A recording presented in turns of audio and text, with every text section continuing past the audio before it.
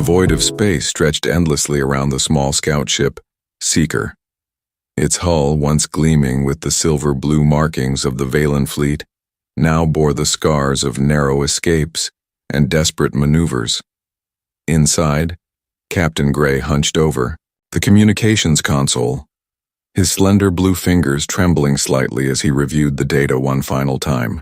"Are you certain this is wise, Captain?"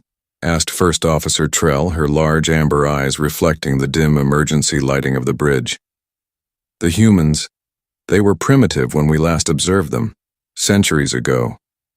Gray didn't look up from his work. "What choice do we have? The Mord have taken 3 outer colonies in the past month alone. The homeworld will fall within weeks." The Seeker drifted in the shadow of a small moon, hiding from the constant sweeps of moored scout vessels. They had jumped to this system specifically because ancient Valen records suggested it was close enough to Earth to send a signal, but far enough from Valen space that the Mord wouldn't detect their presence. The Council ordered all ships to return for the final defense, Trell reminded him gently. Gray finally looked up, his pale face set with determination. "And what good is one small scout ship against the moored fleet? This way, at least we try. Something different." He turned back to the console and pressed his hand against the transmitter pad. The ship's computer had spent days translating their message into basic human languages, along with visual data showing the moored attacks and technical specifications of their weapons and shields. "Message encoded and ready," the ship's computer announced. Gray took a deep breath. "Send it." A soft pulse of energy left the ship, carrying with it the desperate hopes of a dying civilization. The message was simple. "People of Earth, we need help. The Mord Collective threatens all free life. Your assistance once saved others. Please respond." Trell watched the energy signature fade into the distance, heading toward the small blue planet several light-years away. "What do you expect them to send? A diplomat, a scientist, one ship?" Gray's shoulders slumped slightly. "Anything would help at this point. Even their perspective might offer something our scientists haven't considered." Little did they know that in the centuries since the Valen's last observation, humanity had changed in ways they couldn't imagine. Admiral James Wilson stood at the window of Lunar Command, looking out at the Earth hanging in the blackness of space. At 62, his hair had gone completely white, but his posture remained as straight as when he'd first joined the United Defense Fleet 35 years ago. "You're certain about the translation?" he asked without turning. Behind him, Dr. Lisa, Park nodded, her eyes still fixed on the data tablet in her hands. "Yes, Admiral. Our linguistics AI confirms it with 98.7% certainty. This is a genuine distress call from an unknown species calling themselves the Valen. They're under attack by something called the Mord Collective." Wilson turned from the window. The command center bustled with activity as technicians and officers processed the incoming data accompanying the distress signal. "And the technical data they've sent?" "It's extensive," said Commander Ben Foster, the fleet's tactical officer. "The Mord appear to be a hive-mind species with partially synthetic biology. Their ships use quantum-linked shields and plasma-based weapons, formidable but not beyond our capabilities." Wilson walked to the central holographic display where images of strange ships with angular insect-like designs fought against smaller, more elegant vessels. The smaller ships were clearly losing. "Location? The Valen homeworld is approximately 40 light-years from Earth," Foster replied. "With the new jump drives, we could have a response fleet there in under 2 weeks." Wilson's eyes narrowed as he studied the data.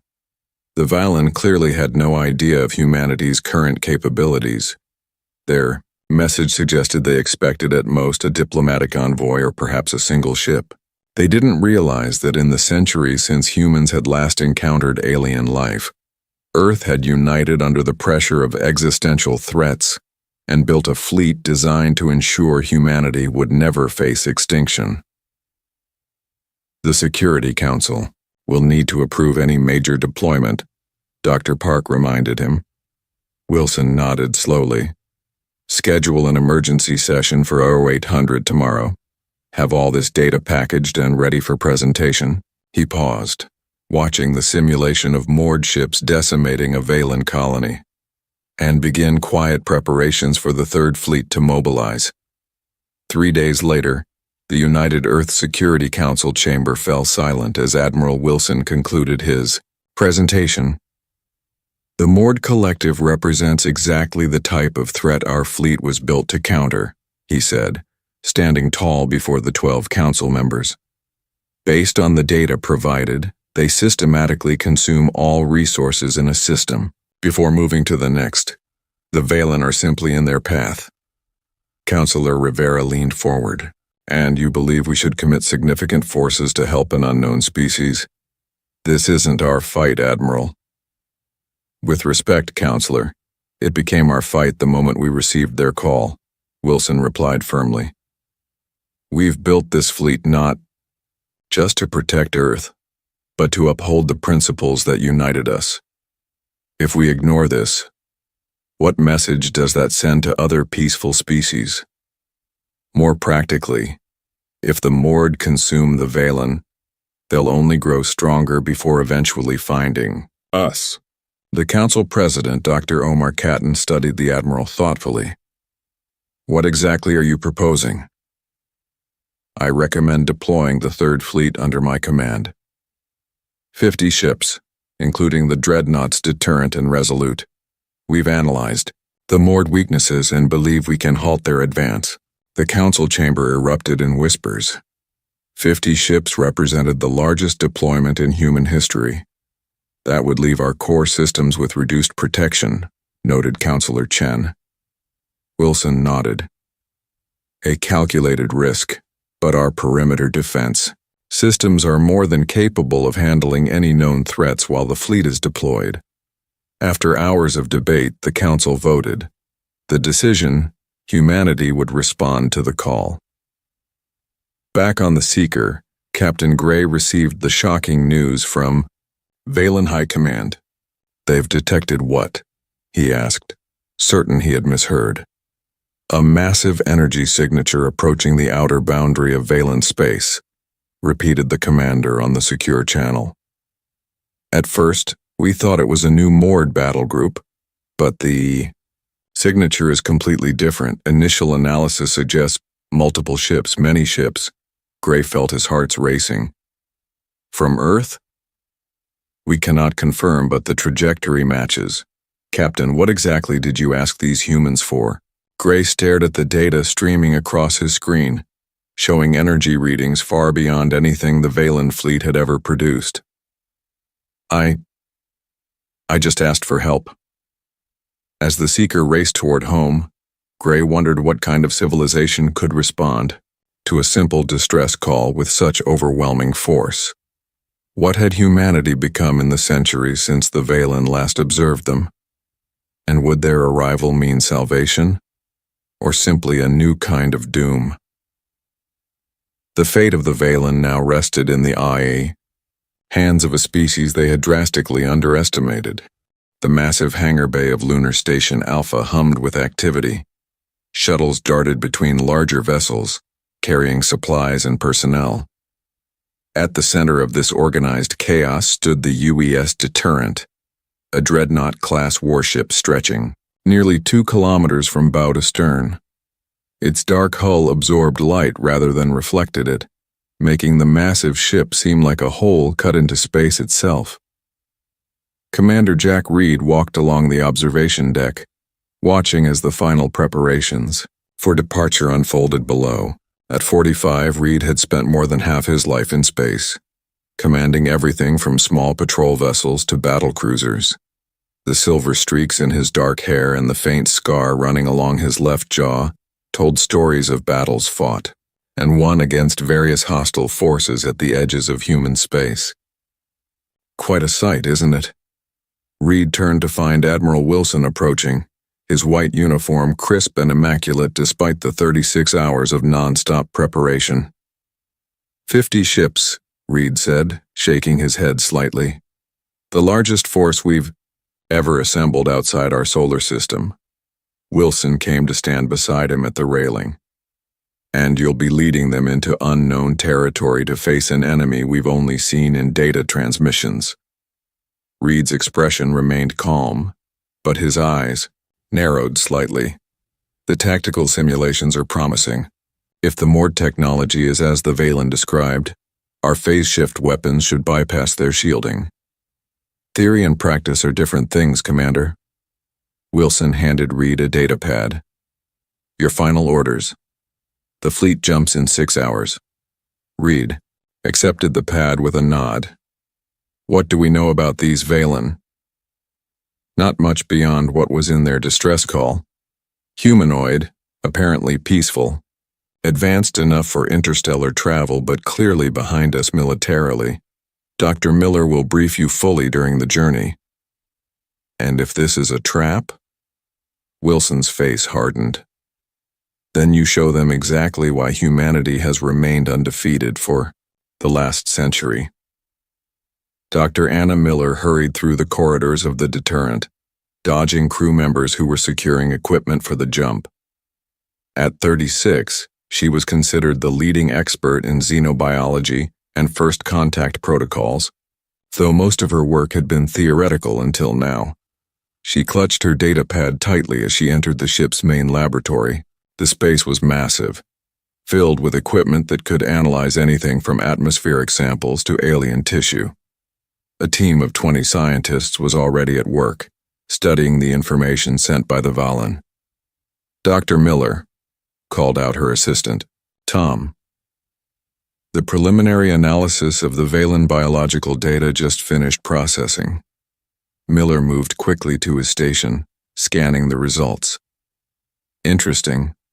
Oxygen breathers, carbon-based, but their cellular structure is remarkably different from ours, and their blood chemistry. Fascinating. Should we be concerned about cross-contamination? Tom asked. Miller shook her head. Their pathogens wouldn't recognize our biology as viable hosts, and vice versa. But we'll follow full protocols anyway. She moved to the center of the lab where a holographic display showed the Valen homeworld, a blue-green planet orbiting a yellow star, not unlike Earth's sun. The real question, she said, more to herself than to anyone else, is why they reached out to us specifically. Their message mentioned that we once saved others. But there's no record of humanity ever encountering the Valen before. Tom frowned. Could it be a case of mistaken identity? Possibly. Or perhaps it happened before our unified records began. Miller zoomed in on an image of a Valen from the transmission. The alien was humanoid but clearly not human, with blue-tinted skin, large amber eyes, and a slender build. Either way, she continued, we're about to make first contact with 2 new species simultaneously, one peaceful and one hostile. This will either be the greatest diplomatic achievement in human history or the beginning of the largest interstellar war we've ever faced, Tom finished grimly. Captain Gray stood before the Valen High Council, feeling the weight of their disapproval bearing down on him. The council chamber, once a place of calm deliberation, now served as a war room. Holographic displays showed the advancing Mord fleet and, more disturbingly, the approaching unknown ships from Earth. You have brought another unknown variable into an already desperate situation, said Council Leader Vax, his aged face lined with worry. These humans could be as dangerous as the Mord. Gray straightened his posture. The ancient records clearly state that humans helped defend the Lorathi 3 centuries ago when the Crystal Horde attacked their worlds. Records from a time before the Great Collapse, countered Counselor Mira. We have no way to verify their accuracy, and even if true, humanity could have changed drastically since then. They have, Gray admitted. The energy signatures from their approaching fleet suggest technology far beyond what our records indicated they possessed. But they're responding to a call for help. That suggests their basic nature remains compassionate. The chamber doors slid open and First Science Director Pell rushed in, his usual calm demeanor shattered. "We've received new data from our long-range sensors," he announced, connecting his data pad to the central display. "The human fleet, it's massive. 50 vessels, many larger than anything in our defense force." The council members fell silent as the images appeared before them. Dark ships with sleek predatory designs, bristling with weapon systems the Valan couldn't even identify. "By the first light," whispered Counselor Mira. "What have we done?" Gray studied the images, a mixture of hope and concern washing over him. "We've called for help and they've answered with force enough to potentially match the Mord." Council Leader Vax stood slowly. "Captain Gray, you initiated this contact. You will now be responsible for it. Your rank is reinstated, and you are hereby appointed as official liaison to the humans. Meet their fleet at the outer system and determine their true intentions before they reach our homeworld." Gray bowed deeply. "I understand, Council Leader." As he left the chamber, Gray's mind raced. The humans had responded with far more force than he had ever imagined possible. Had he saved his people or doomed them? In 3 days, when he would face these humans directly, he would learn the answer. Commander Reed stood on the bridge of the deterrent as the countdown to jump completion reached 0. Around him, the bridge crew worked with quiet efficiency, monitoring systems as the massive warship and its accompanying fleet prepared to emerge into Valan space. "Jump complete in 3, 2, 1, announced the navigation officer. The view through the main display shifted as the fleet dropped out of jump space. Before them lay a star system with multiple planets, and in the distance, the faint blue-green glow of the Valan homeworld. "Sensors detect multiple vessels approaching from the inner system," reported the tactical officer. "Small ships, minimal weapons, likely a greeting party." Reed nodded. "And the Mord?" "Long-range sensors show significant fleet activity 2 light days out on the far side of the system. They appear to be massing for an assault." Dr. Miller, who had been granted bridge access for the arrival, stepped forward.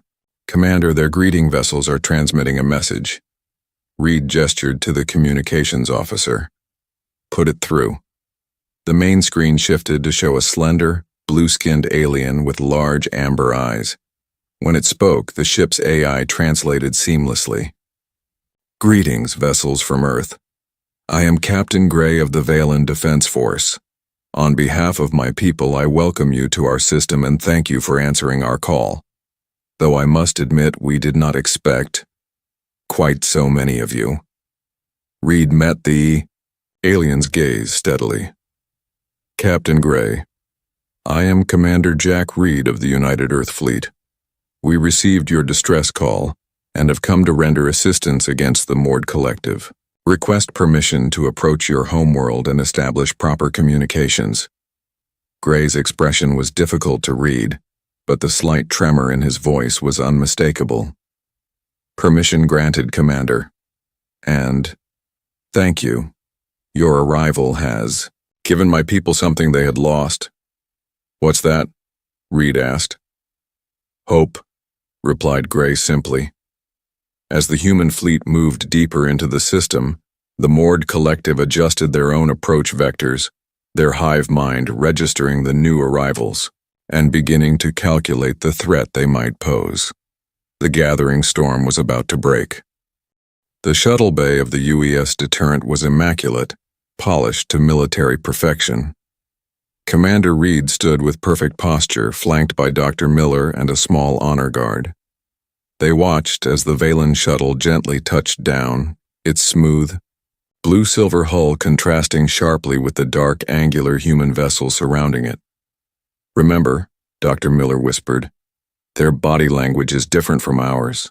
What looks like aggression might be curiosity, and what seems like submission could be respect. Reed gave a slight nod, his face betraying nothing of the tension he felt. This wasn't just any first contact. It was happening in the shadow of an approaching enemy force. Every moment spent on diplomacy was a moment not spent preparing for battle. The shuttle's door slid open with a soft hiss, revealing Captain Gray and two other Valen officials. They stepped forward cautiously, their large amber eyes taking in the human welcoming party. Gray was dressed in what appeared to be a formal uniform, deep blue with silver markings that matched the patterns on their ships. "Captain Gray," Reed said, stepping forward. "Welcome aboard the Deterrent." Gray placed his right hand over his chest and bowed slightly. "Commander Reed, the Valen High Council sends their gratitude for your swift response." His eyes drifted to the massive hangar bay around them, taking in the arsenal of fighters and combat shuttles. "Though we must admit, we did not anticipate such significant military presence." Reed's expression remained neutral. "When we received your distress call and the data on the Mord Collective, our Security Council determined a full military response was warranted." Dr. Miller stepped forward with a warm smile. "I'm Dr. Anna Miller, xenobiologist and first contact specialist. We have much to learn from each other, Captain Gray." Gray's companions exchanged nervous glances. One of them, a female Valen with darker blue skin markings, leaned toward Gray and whispered something. Gray nodded before addressing the humans again. "This is Science Director Pell," he gestured to the female, "and Defense Coordinator Jax." He indicated the other Valen, a stockier individual with what appeared to be some kind of mechanical augmentation around his left eye. Jax spoke, his translator conveying a deep, rumbling voice. "Your weapon systems are impressive. We did not realize humans had advanced so far since our last observations." Reed raised an eyebrow. "And when was your last observation of Earth?" The three Valen exchanged uncomfortable looks before Gray answered. "Approximately 300 Earth years ago. We observed your early combustion engines and primitive radio communications." Dr. Miller couldn't suppress a small laugh. "That explains the surprise. Humanity has changed considerably since then." "Perhaps we should continue this discussion somewhere more comfortable," Reed suggested, gesturing toward the exit. "We've prepared a conference room, and our chefs have attempted to create food compatible with Valen biology based on the data you sent." As they walked through the corridors of the massive warship, the Valen visitors couldn't hide their amazement. Crew members stopped and stared briefly before continuing their duties. For most, this was their first time seeing an alien species in person. "Your ship is formidable," Gray commented, watching as they passed a weapons testing range where Marines practiced with advanced energy rifles. "The Deterrent is our fleet's flagship," Reed explained. "One of 3 dreadnoughts we brought." Jax's mechanical eye whirred as he scanned the surroundings. 3? Your message indicated 50 vessels. Correct. 3 dreadnoughts, 15 cruisers, 20 destroyers, and 12 support ships. The Valen stopped walking for a moment, stunned by the casual mention of such firepower. Pell, the science director, found her voice first. The entirety of the remaining Valen Defense Force consists of 17 vessels, the largest being approximately the size of what you would classify as a destroyer. Reed nodded sympathetically. "Which is why we're here. The data you sent suggested the Mord Collective has at least 60 ships currently in this sector." They entered the conference room, where a large display showed the current positions of both fleets in the system. The Mord forces appeared as red markers on the far side of the system, while the human fleet was represented by blue indicators near the Valen homeworld.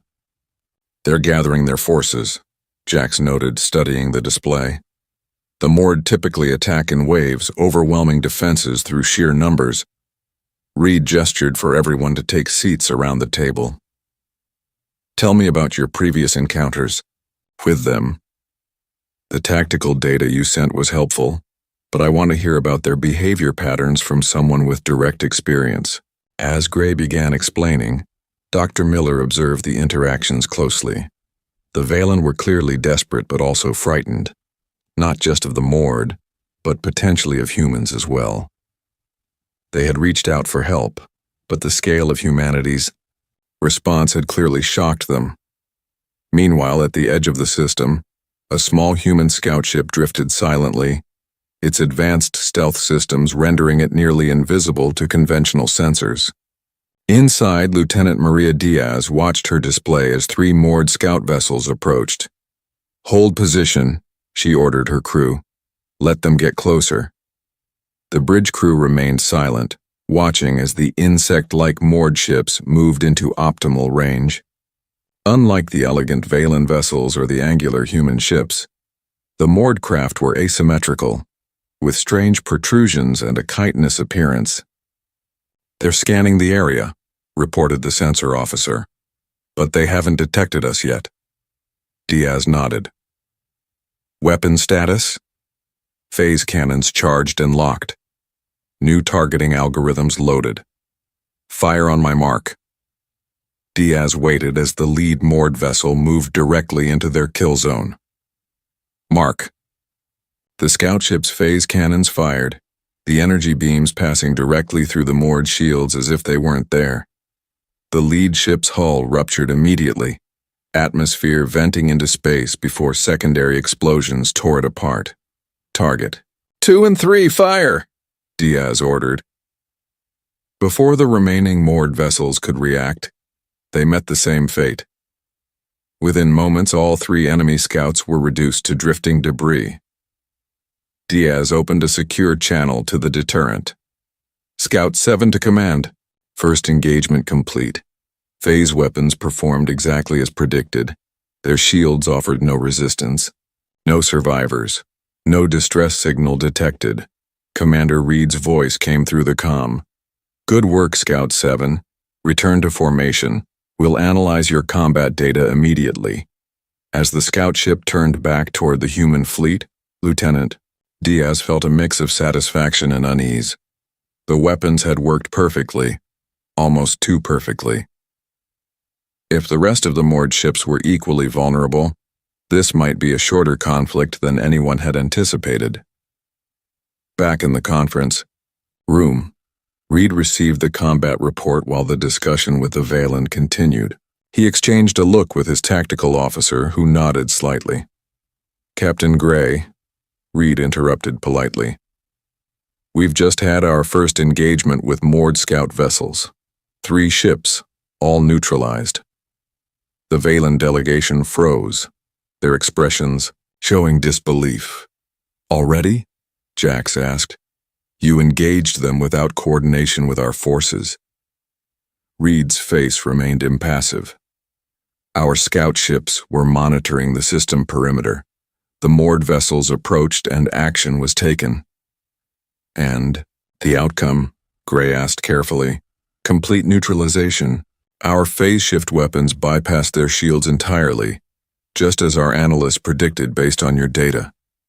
The conference room fell silent as the implications sank in. Science Director Pell was the first to speak, her voice barely above a whisper.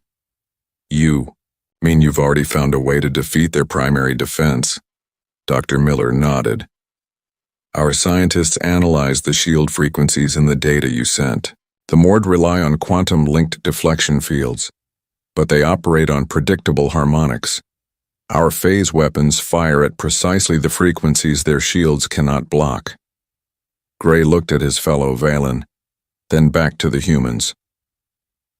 "We've been fighting them for years and never discovered this weakness." Reed leaned forward. "Sometimes it takes a fresh perspective, Captain. Now let's discuss how our forces can work together. The Mord will know we're here now, and they'll be coming in force." As the tactical planning began in earnest, the Valen started to realize that the humans hadn't just brought ships and weapons, they'd brought hope in the form of new ideas and approaches. The tide was about to turn in a war they had been losing for far too long. The command center of the deterrent hummed with focused energy as officers moved with practiced precision between stations. On the main display, red icons representing the moored fleet shifted formation. They were no longer gathering at the edge of the system. They were advancing. "They're moving faster than expected," Commander Reed observed, his voice calm despite the implications. "They've abandoned their usual approach pattern." Captain Gray stood beside him, his blue skin seeming paler under the harsh lights of the human ship. "The moored never change their tactics. Never. They rely on overwhelming force applied methodically." "Until now," Reed replied. "Our destruction of their scout ships has triggered something. They recognize us as a serious threat." Tactical Officer Vega approached with a data pad. "Sir, analysis of their new formation suggests they're concentrating their largest vessels at the front. They're preparing to punch straight through our defensive line." Reed studied the display thoughtfully. "They're adapting. Interesting." He turned to Gray. "Your people said the moored operate with a hive mind. Could they be reacting collectively to a new threat?" Before Gray could answer, Dr. Miller entered the command center, slightly out of breath. "Commander, I have something important. We've completed our analysis of the moored biological data." "Go ahead, Doctor." Miller brought up her findings on a side screen. "The moored aren't fully organic. Each individual has synthetic components integrated into their nervous systems, creating a network that spans their entire collective. It's how they coordinate so effectively. Like a living computer network," Reed mused. "Exactly. And networks have vulnerabilities."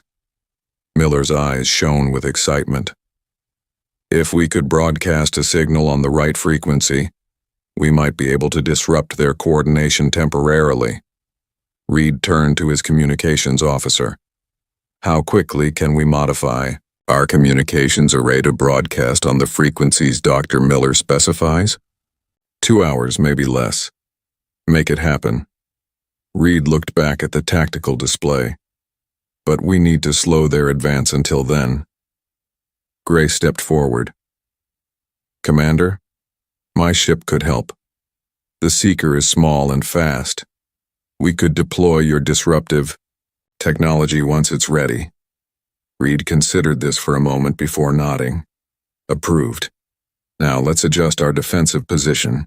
If they want to punch through, we'll make them pay for every meter." High above the Valen homeworld, the human fleet spread into a wide defensive formation. Destroyers and cruisers formed the front line, while the massive dreadnoughts hung back, their weapon systems powered up and ready. The remaining Valen ships integrated into the formation, their crews working alongside human officers through newly established communication channels. On the bridge of the deterrent, Reed watched as the moored fleet approached visual range. Their ships were even stranger in direct observation. Asymmetrical constructions that seemed to grow rather than be built, with pulsing lights that moved across their hulls like blood through veins. "All ships report ready, Commander," announced the communications officer. Reed nodded. "Fleet-wide transmission, weapons free, engage at optimal range." The space between the fleets lit up as human phase cannons fired their first salvos. Brilliant beams of energy sliced through the void, passing through moored shields and cutting into their hulls. Several smaller moored vessels exploded immediately, while larger ships suffered visible damage but continued their advance. "They're returning. Fire," reported Tactical Officer Vega. The moored weapons were plasma-based superheated matter that splashed against human shields in vibrant bursts of color. Unlike the Valen shields, which had folded quickly under such attacks, the human defenses held. "Shield effectiveness at 87%, reported the defense officer. "The new harmonics are working." Reed allowed himself a small smile. Based on the Valen data, his engineers had recalibrated their shield frequencies to better resist the moored weapons. It wasn't perfect, but it gave them a fighting chance. "The Valen destroyer Windstar is taking heavy fire," called out the tactical officer. "Their shields are failing. Direct cruisers Resolute and Dauntless to provide cover," Reed ordered. On the tactical display, 2 human cruisers broke formation, moving to flank the struggling Valen vessel. Their point defense systems activated, intercepting incoming moored fire while their main weapons targeted the attacking ships. Captain Gray watched with amazement. "Your ships move with such coordination, yet each captain seems to make independent decisions." "Initiative within structure," Reed explained. "Every commander knows the overall strategy, but has freedom to adapt tactically." The battle intensified as the moored pressed their attack. Despite initial losses, they continued forward, seemingly unconcerned with casualties. 3 human destroyers suffered critical damage, their crews evacuating to nearby support vessels. A Valen light cruiser exploded, sending debris scattering across the battlefield. "They're still coming," Gray observed, his voice tight with concern. "Our losses are mounting." Reed's expression remained determined. "Dr. Miller, status on the disruption signal?" Miller's voice came through the comm. "Ready, Commander. Captain Gray's ship is in position to broadcast. Execute." Aboard the Seeker, First Officer Trell monitored the human device now integrated into their communications array. "Broadcasting now, Captain," she reported to Gray via secure channel. The effect was not immediately visible, but sensors told the story. Across the moored fleet, ship movements became erratic. Some vessels drifted out of formation while others fired at incorrect targets or ceased firing altogether. "It's working," Trell exclaimed. "Their coordination is breaking down." From the deterrent, Reed saw the opportunity. "All ships concentrate fire on their command vessels. Target the largest ships at the center of their formation." The human fleet responded immediately, focusing their considerable firepower on the massive moored vessels that appeared to direct the smaller ships. Phase cannons cut through their defenses, while conventional weapons hammered the already damaged sections. One by one, the large moored command ships began to explode, massive fireballs, blooming in the darkness of space before being extinguished by the vacuum. With each destruction, more moored vessels lost coordination. "They're breaking formation," Tactical Officer Vega reported, unable to keep the excitement from his voice. "Multiple ships are withdrawing." Gray stared at the display in disbelief. "I've never seen the moored retreat." "Never." Reed watched as the enemy fleet scattered, some ships jumping out of the system while others continued to fight without coordination. "They're not defeated," he cautioned, "just confused. Without their command structure, the hive mind has temporarily fractured." Dr. Miller studied the sensor readings. "The effect won't last. They'll adapt to our frequency and reestablish their network. Then we press the advantage while we have it," Reed decided. "All ships pursue and engage. Don't let their larger vessels escape." The human fleet moved forward, breaking their defensive formation to chase the retreating moored ships. The Valen vessels joined them, their crews fighting with renewed vigor, now that victory seemed possible. Hours later, the space around the Valen homeworld was quiet again. Debris from destroyed ships drifted silently, while rescue vessels moved among damaged craft, retrieving survivors and offering assistance. On the deterrence observation deck, Reed stood with Captain Gray, looking out at the stars. 23 human ships damaged, Reed said quietly. 8 destroyed completely, though we managed to save most of the crews. 4 of your vessels lost. He turned to Gray. A high price, but your homeworld is safe for now. Gray nodded slowly. My people have never known such sacrifice from outsiders. We called for help, expecting perhaps advice or a single ship. Instead, you brought a fleet and shed human blood for Valen lives. He placed his hand over his chest in the Valen gesture of deep respect. "We cannot repay such a debt." "This isn't over," Reed cautioned. "The Mord will return, possibly with new defenses against our weapons and tactics. But when they do," Gray said with newfound confidence, "they will find humans and Valen standing together." He paused, looking out at the stars.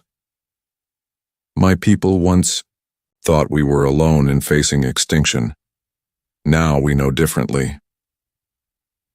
As damage reports continued to come in and repair crews worked tirelessly, a message arrived from Earth.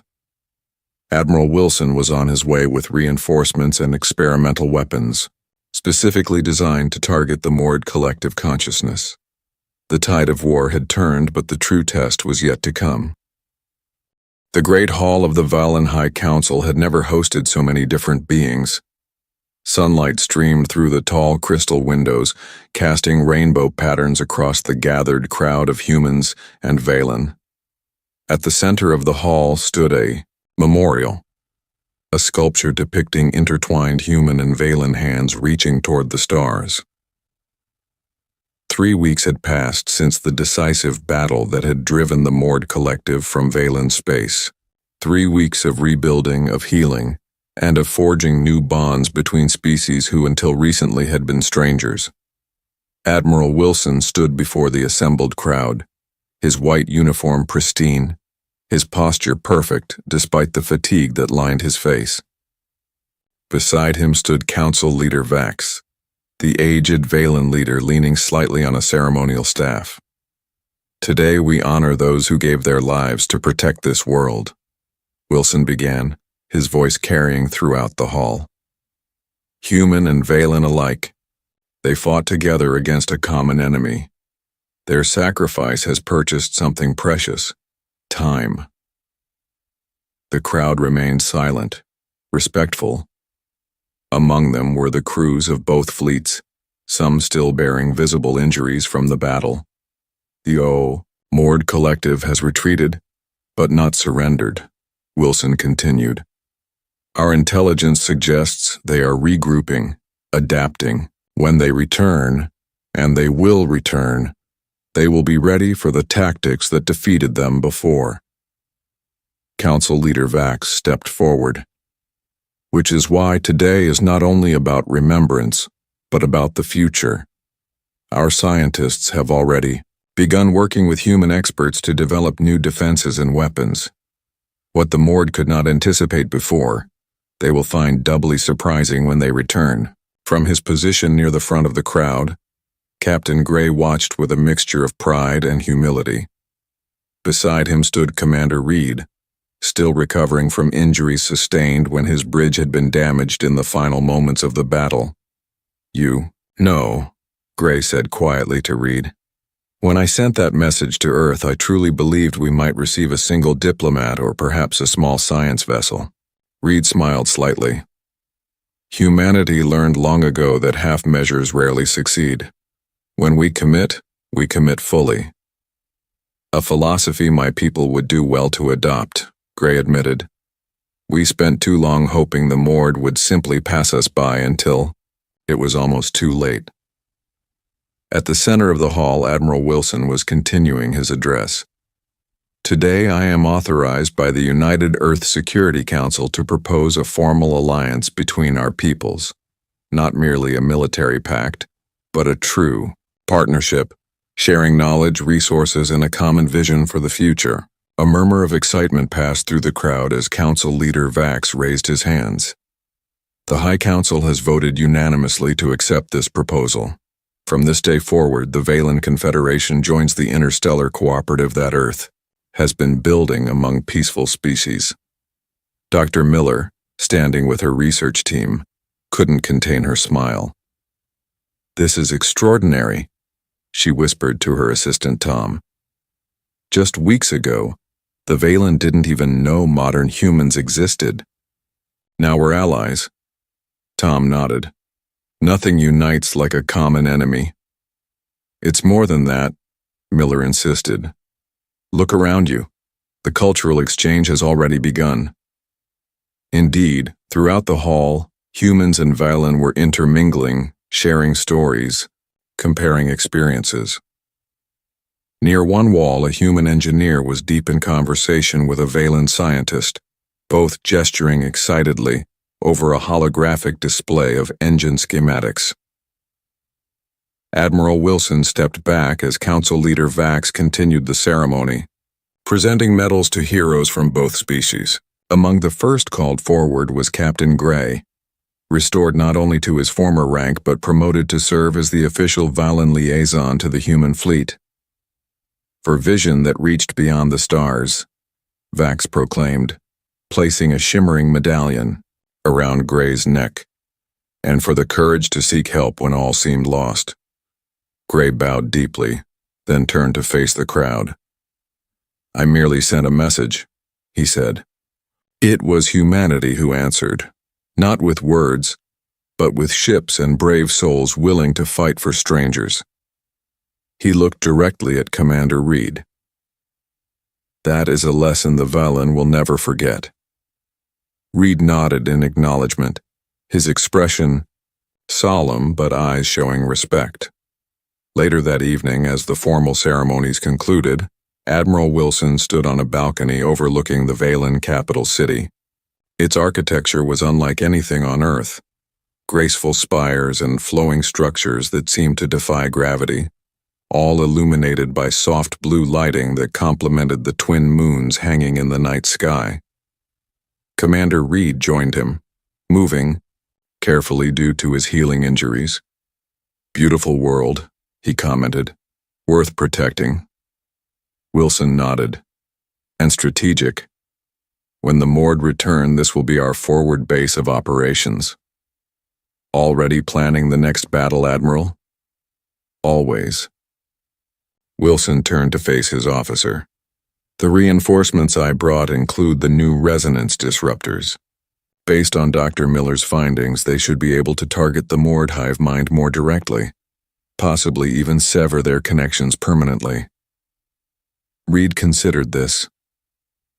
"That could either defeat them entirely or turn them into something unpredictable," Wilson finished. "Yes, but it's a risk we need to take." Their conversation was interrupted as Captain Gray approached, accompanied by Dr. Miller. "Admiral, Commander," Gray greeted them. "I hope we're not intruding." "Not at all," Wilson assured him. "What brings you here?" Miller stepped forward, excitement evident in her voice. "We've been analyzing the long-range communications data from our outer system sensors. There are signals coming from at least 3 other systems in nearby sectors." "Mord communications?" Reed asked, immediately alert.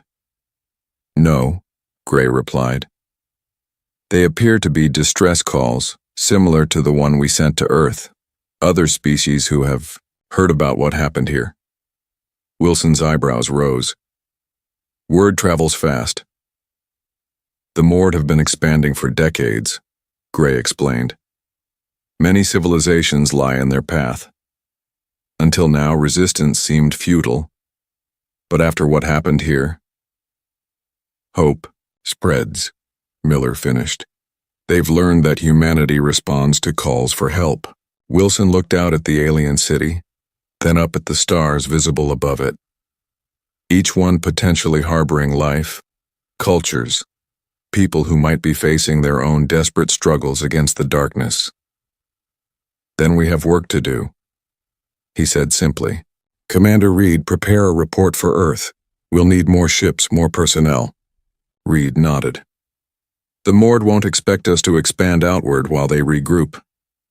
"Exactly." Wilson turned to Gray. "Captain, would the Valen be willing to send representatives with us to these other systems? New allies might respond better to a diverse delegation." Gray placed his hand over his chest in the Valen gesture of commitment. "My people would be honored. We called for help and received it. Now we can do the same for others." As they stood on the balcony, a flight of ships passed overhead, the distinctive angular shapes of human vessels flying in formation with the sleeker Valen craft. Together they rose into the night sky, a visible symbol of the new alliance, when the Mord fled, Gray said softly. One of our philosophers said something I found profound.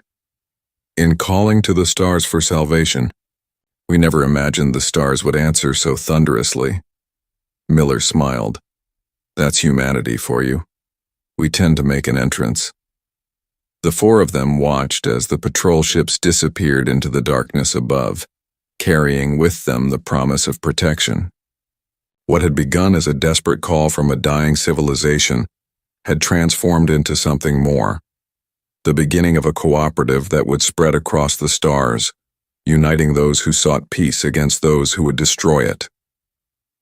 The aliens had mistakenly called humanity for help, expecting perhaps a whispered response. Instead, a fleet had arrived, and with it, a future none of them could have imagined.